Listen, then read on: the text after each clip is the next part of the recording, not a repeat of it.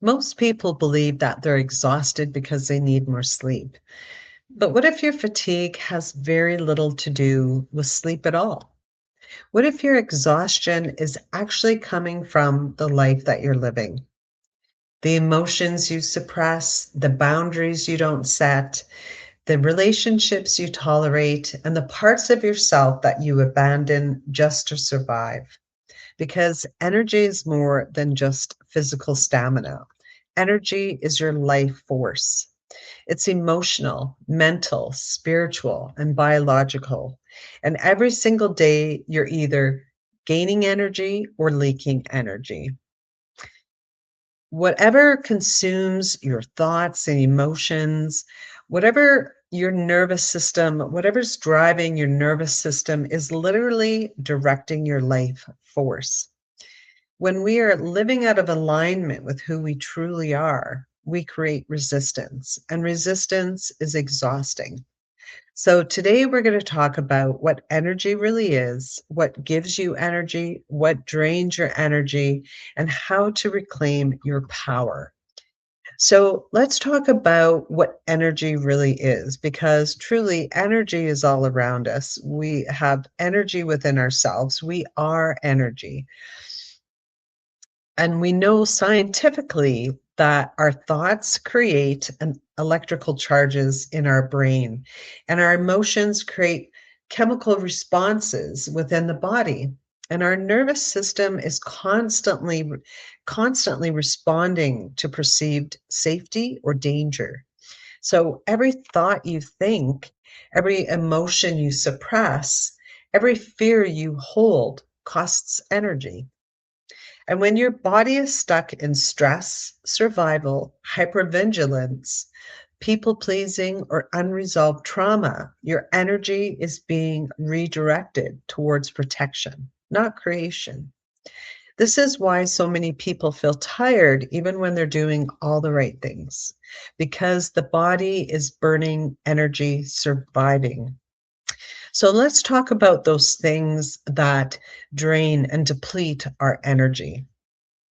Suppressed emotion is one, and suppressed emotion is actually quite a big one. And if you think about, you know, sitting, let's say when you were a child and sitting in a classroom and being really anxious that the teacher is going to call on you, and you're sitting there and you're holding on to that emotion. You're suppressing that emotion. You're really scared and fearful. Your body is tensing up. And if you don't process that emotion when that episode or that class is done with, your body will hold on to that energy and store that energy. But not only that, in the moment when you're sitting there anxious and fearful, that's draining your energy. It takes a lot of energy and focus in your thought and in your mind and in your body. It's like holding a sit up and contracting for a sit up for an hour and a half, however long classes typically are. And that's exhausting. That depletes your energy.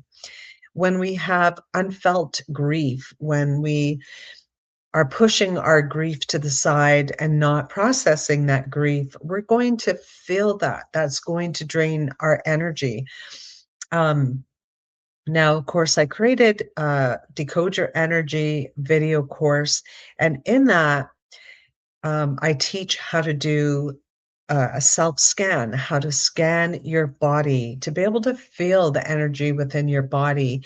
And typically, when we're doing scans or when I'm doing an energetic scan on someone's body, I'm feeling that grief, that unfelt, unprocessed grief sitting right in the chest, and it's really heavy and feels really blocked. Unspoken anger. You may feel that as a lump in your stomach, or you may feel that in your throat as just like as a blockage or that you need to clear your throat, but it's unspoken anger and grief and ignored resentment. And when emotions are suppressed, our body stores them. Another one, big one, is people pleasing. So when we people please, every time you betray your own needs to keep others comfortable, you leak energy. You're depleted in energy. Toxic relationships, the chaos and inconsistency, manipulation, criticism, living in fight or flight constantly. These things keep your nervous system dysregulated and drains your energy, depletes you.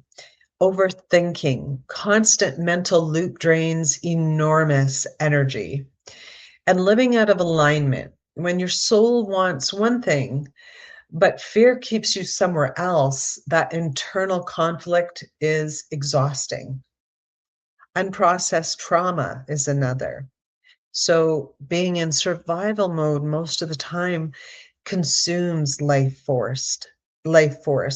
Your exhaustion may not be from doing too much. It may be from carrying too much. That was carrying those things that were never yours to carry. So let's talk about what restores energy and what gives us energy. And first, I want to say that when I do my Decode Your Energy mini course and I talk about um, checking in with our body and scanning our body and really reflecting from head to toe on all the different sections, energy centers within our body. I always get people to stop and to just sit and turn inward in a peaceful, calm place. And when you're focusing on one thing, for instance, the chest and the heart, just focusing on that, you can just feel the energy within that particular energy center. And you can begin to question and inquire within yourself, what's giving you energy? And how you know that it's not a real complicated process. Really, you can think about when you do something, what gives you energy? When do you feel um, more energetic, more alive, more passionate, just more vibrant?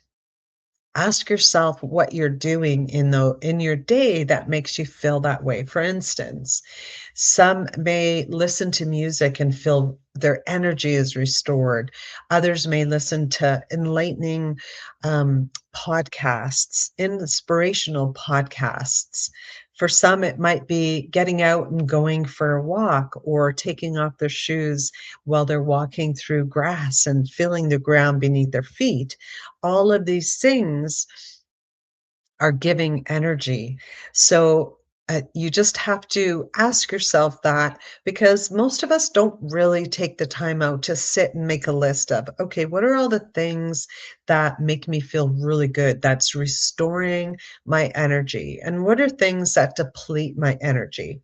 So when we're being authentic, we're being true to ourselves, that stops that internal resistance. And when we feel in alignment with our life, we really do restore our energy. We feel more empowered, more uplifted, more happy because we're doing something that we truly want to do. So boundaries, setting boundaries, protecting your peace preserves your life force. And joy. Joy is an energetic expansion. So what things bring you joy? Emotional processing, feeling your emotions, frees that trapped energy.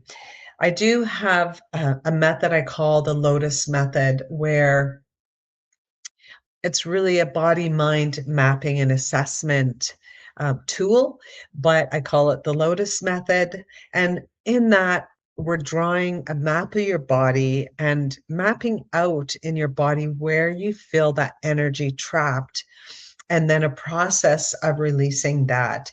And I will leave links underneath in the description below.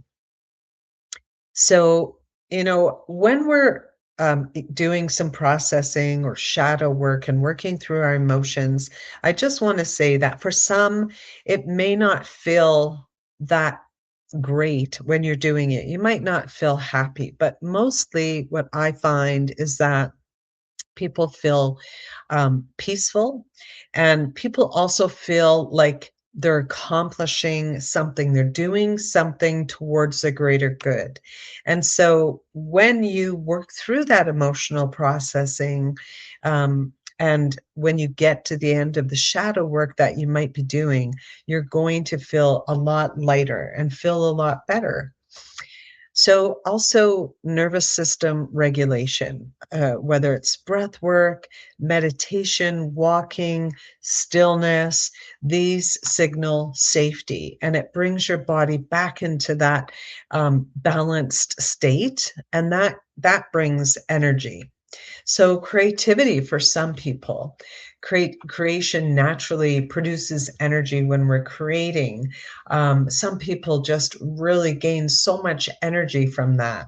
And following our truth also will give you energy. So energy is created when your mind and your body are moving in the same direction. So how we can reclaim your energy. So daily, ask yourself, what's draining me? What drains me? What expands me? Where am I abandoning myself and not being true to myself? What relationships leave me depleted? And what thoughts are consuming me? I know when I was a counselor working in women's shelters, I often and did this process with kids. And when we're drawing where you might feel tension or constriction within the body, and we're doing check-ins with your body, sometimes you might notice going through your day that all of a sudden your stomach really hurts, or that your throat hurts, or you have a fist. And most people, clench their fist unknowingly, or even clench their jaw unknowingly. And that's why there's a lot of people out there that have TMJ, jaw problems, because when you are constricting your emotions, when you're, you know, holding on to your truth and suppressing your truth and not speaking your truth, and you're living out of alignment. Again, it's energy that we're storing within the body that really depletes our energy. So, when you are doing your self work, doing your shadow work, when you learn to set boundaries, and that doesn't happen overnight, it takes time to do that. And practicing setting boundaries and practicing saying no and choosing you takes time. And, you know, writing this out, looking at what drains your energy, what gives you energy, how you can set boundaries. And when you get those lists, I encourage you just to take one off of those, one from the list, and put it separately on a piece of paper. For instance, what's taking your energy? And let's say you don't set boundaries, so you put setting boundaries on that one piece of paper, and that's the only thing on the sheet.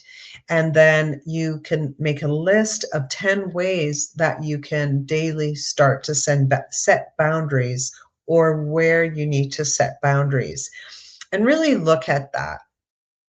And then just start to um, do one step every day to set a boundary. Now, years ago, I was taught, because I was never very good at saying no or setting boundaries myself. And I was taught the best way to do it is to, when you're saying no to someone, is you connect it with the word and. So, excuse me. So, for instance, you might say, I know you would like me to help you move today. And no, I'm sorry, I can't help you do that. I'm busy today. And yeah, so that's one thing that you can do is, practice saying no. And sometimes practice setting boundaries, or, talking to a specific person in the mirror to yourself. Just practicing ways that you're going to say that. And then, you know, set a date and be committed and just work through that every day. Practice setting those boundaries. Practice putting time aside for you, because sometimes we don't give to ourselves. And so when we're not giving that time to ourselves, a lot of times it's really hard now to all of a sudden take an hour out of our day to give to ourselves for self-care, because we're not used to doing that. So just practice. Give yourself that exact time from 7 to 8. No one's going to bother me. I'm going into my room, and during that hour, I'm practicing um, processing emotions. I'm going to write in a journal. I'm going to light a candle. I'm going to create boundaries. Whatever it is for you, just start giving yourself that time. Start saying no. Um, it's like in sales where you have to practice hearing no. In this, and you want to practice saying no. So practice saying no, choose authentically, reconnect with your body on a daily basis, because healing's not just emotional, it's energetic. Your body knows what drains you. Your fatigue is often information. Your anxiety may be misdirected energy. Your burnout may be chronic self abandonment. And your healing begins the moment you stop asking, "Why am I so tired?" and start asking, "Where is my energy going?" Because your life force is sacred. We want to protect it, reclaim it, and remember, the quality of your life is determined by where your energy flows. So if this resonated with you, comment below, "I reclaim my energy." I'd love to hear the ideas that you got from this talk, and I'd love to hear from you if you're ready to discover what truly drains your energy and what restores it. Um, so in the comments, I reclaim my energy, and I'm always up for connecting with with the audience. Thanks so much, everybody. Have a wonderful, wonderful day.